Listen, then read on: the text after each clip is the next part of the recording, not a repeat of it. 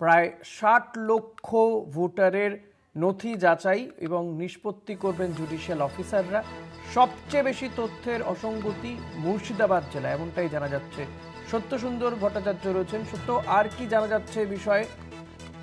প্রায় ৬০ লক্ষ ভোটারের তথ্যগত অসঙ্গতি রয়েছে এবং তাদের নথি যাচাই করবেন এবং নিষ্পত্তি করবেন সুপ্রিম কোর্টের নির্দেশে এই জুডিশিয়াল অফিসাররা, এমনটাই কিন্তু কমিশন সূত্রে জানা যাচ্ছে।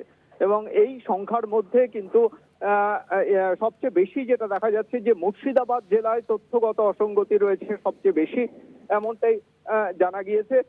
এবং উত্তর ও দক্ষিণ ২৪ পরগনা এই দুই জেলার ক্ষেত্রেও সংখ্যাটা বেশ কিছুটা বেশি, এমনটাও সূত্র মারফত জানা যাচ্ছে। ফলে আজ থেকেই যে এই জুডিশিয়াল অফিসারদের জন্য যে পোর্টাল খোলা হয়েছে আলাদা করে, সেই পোর্টাল থেকে কিন্তু তারা আজ থেকেই কাজ শুরু করেছেন। একদিকে যেরকম নথি যাচাইয়ের কাজ হচ্ছে, পাশাপাশি নিষ্পত্তি করা হবে। তাদের নির্দিষ্ট করে দেওয়া হয়েছে কোন বিধানসভায় তারা কাজ করবেন।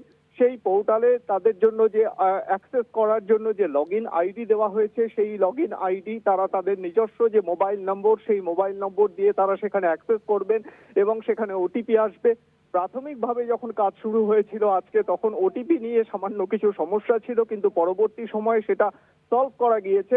তবে ইতিমধ্যেই যেটা জানা যাচ্ছে যে পোর্টাল কাজ শুরু করে দিয়েছে। আজকে বিকেলের পর থেকে কিন্তু বিভিন্ন জেলাতে কাজ করছেন এই জুডিশিয়াল অফিসাররা এবং তারা সেই নির্দিষ্ট কেন্দ্রে, সেই যেখানে নিষ্পত্তি করা হবে, যেখানে তথ্য যাচাই করা হবে, সেখানে তারা গোটা নির্বাচন কমিশনের গাইডলাইন অনুযায়ী যে নথি রয়েছে সেই নথিকেই কিন্তু তারা চেক করবেন। অর্থাৎ যে ১৩টি নথির কথা রয়েছে সেই নথিগুলোই তারা দেখবেন, যেগুলো ইতিমধ্যেই আপলোড করা হয়েছে ইসিআই নেট পোর্টালে। সেখান থেকে তারা সেগুলো অ্যাক্সেস করে সেগুলো তথ্য যাচাই করবেন এবং যাচাইয়ের পর তারা নিষ্পত্তি করবেন।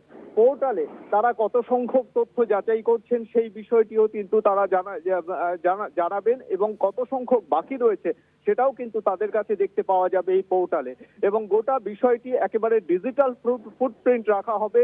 যে সমস্ত জুডিশিয়াল অফিসাররা নিষ্পত্তি করবেন তারা কিন্তু প্রয়োজনে সেখানে একটা রিমার্কস লিখতে পারবেন। ১০০০ ক্যারেক্টারের মন্তব্য লেখার প্রভিশন বা সংস্থান রাখা হয়েছে এই পোর্টালে। অর্থাৎ তারা যদি কোনো আবেদনকে বা এই ধরনের তথ্যগত অসঙ্গতি তারা দেখতে পান, সেক্ষেত্রে তারা যদি মনে করেন যে তারা রিমার্কস লিখবেন, তারা কিন্তু কি কারণে তার আবেদন বাতিল করা হচ্ছে বা তার নথি যাচাই অসঙ্গতি কেন তারা মনে করছেন, সেই বিষয়টি কিন্তু তারা রিমার্কসে লিখতে পারবেন। শুধু তাই